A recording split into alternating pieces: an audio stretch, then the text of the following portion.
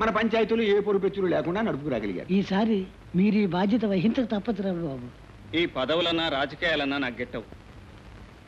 కానీ గ్రామక్షేమం కోసం మీరు ఎన్నికల్లో నిలబడక తప్పదు. ఏట్లు నిలబడాలి ఉరుగడా? ఏం తెలుసు మీకు రాజకీయం? మంచి చట్టాలు ఎక్కడున్నాను బాబు.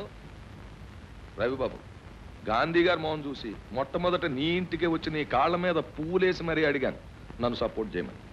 గొప్ప ఛాన్స్ వచ్చింది ఇవాళ నాకు. దేవుళ్ళు లాంటి ధర్మారావు బాబు గారు పోయారు. నాతో పోటీ చేయాలనుకున్న కాసులే మనసాన పడ్డాడు. అంచేత నువ్వు అడ్డం తప్పుకుంటే నేను ఏకగ్రీవంగా ఎన్నికవుతాను.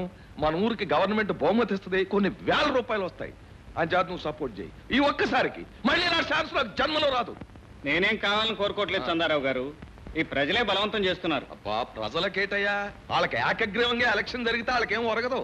అంచేత మనలో మనకు పోటీ పెట్టేసి ఉభయల దగ్గర తినేసి మన ఎదవలు చేసేస్తారు. అది ప్రజలకు కావాల్సింది. అంచేత వాళ్ళ గొడవ నీకొద్దు. నీకేటయ్యా కుర్రాడివి, నీకు బోల్డ్ భవిష్యత్తు ఉంది. ఏదో ప్రెసిడెంట్ డిగ్రీ ఏంటి, ఎమ్మెల్యే అవుతావు, ఆ తర్వాత మంత్రి కూడా అవుతావు. నా సపోర్ట్ నీకు ఉంటుంది కదా. పెద్దోడిని, నా టైం అయిపోయింది. ఈ ఛాన్స్ నాకు మళ్ళీ రాదు. నాకు ఇచ్చేయి. పైగా ఇదే వ్యవసాయమా? నువ్వు జల్లేసే ఇత్తనాలకి పంట పండేసి ఇంటికి వచ్చేయడానికి రాజకీయం అంటే పెట్రోల్ కాదు, నీళ్లతో నిప్పెలిగించాలి.